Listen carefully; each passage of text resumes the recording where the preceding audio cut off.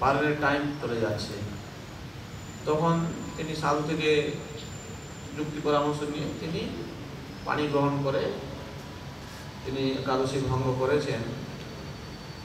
ইতিমধ্যে যখন দুর্বাসা মুনি চলে আসে, তখন দেখছে কি, আরে আমাকে ডেকে তুমি এরকম উল্লঙ্ঘন করলে।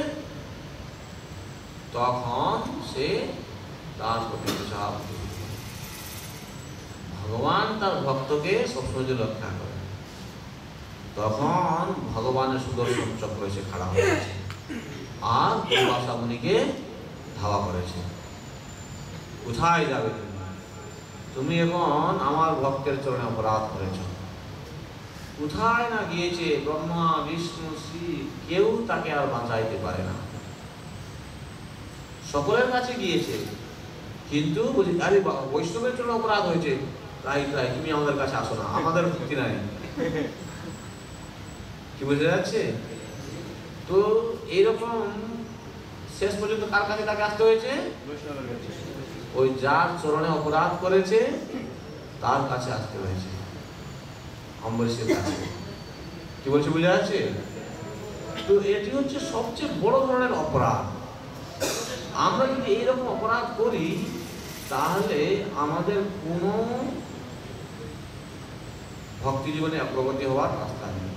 সেই জন্য এক সময় প্রভুপাদ গোপাল কৃষ্ণ মহারাজের কাছে একটি পত্র প্রেরণ করেন। তিনি বলছেন, you are always alert to see whether you are committing some offenses. Prabhupada বলছেন, তুমি সবসময়ের জন্য সতর্ক থাকতে চাইছো যাতে তোমার কোনো অপরাধ না হয়ে যায়। This is a very nice attitude. এটা একটা খুব সুন্দর মনোভাব। In rendering service to Lord Krishna and his representative, the spiritual master, we should always maintain this fearful attitude, which means careful attention. আমরা গুরু মহারাজ এবং অন্যান্য বৈষ্ণবের সেবায় থাকার সময় সব সময়ের জন্য আমাদেরকে সন্তর্পণ চিত্তে থাকতে হবে, যাতে করে আমার অপরাধ হয়ে যাচ্ছে না। তো এইরকম মনোভাব পোষণ করে থাকার জন্য প্রভুপাদ নির্দেশ দিচ্ছেন। This attitude will advance you progressively in Krishna consciousness. তুমি যদি সব সময়ের জন্য অপর বৈষ্ণবের কাছে যাতে অপরাধ না হয়ে যায় এইরকম ভয় নিয়ে মনের মধ্যে ভাবনা রেখে তুমি যদি সেবা করতে থাকো, তাহলে তুমি কৃষ্ণ ভাবনায় উত্তরোত্তর আরো বৃদ্ধি প্রাপ্ত হতে পারে। এইভাবে শ্রী প্রভুপাদ তার শিষ্যদেরকে তিনি বলছেন, তোমাদেরকে জানতে হবে। সেই জন্য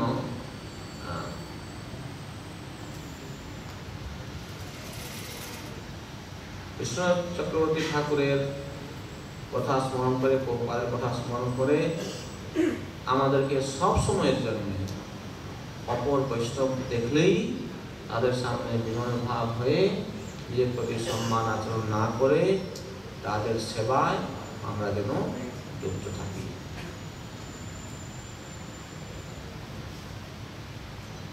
অনেক টাইম হয়ে গেছে মনে হচ্ছে।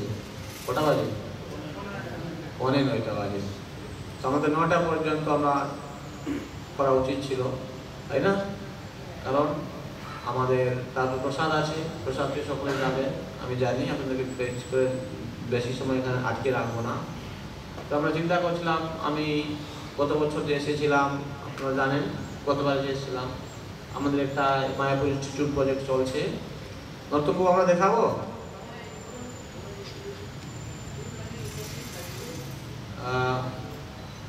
এখানে আমি আপনাদেরকে দেখাতে চাইছি, বেশি সময় নেব না, যে এখানে একটা ওখানে নাকি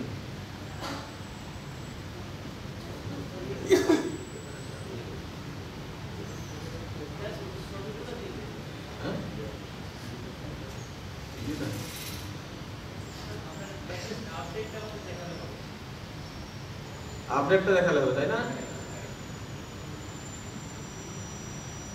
আচ্ছা, এটাকে আমরা যদি এরকম নিয়ে কোনো কিছু ওখানে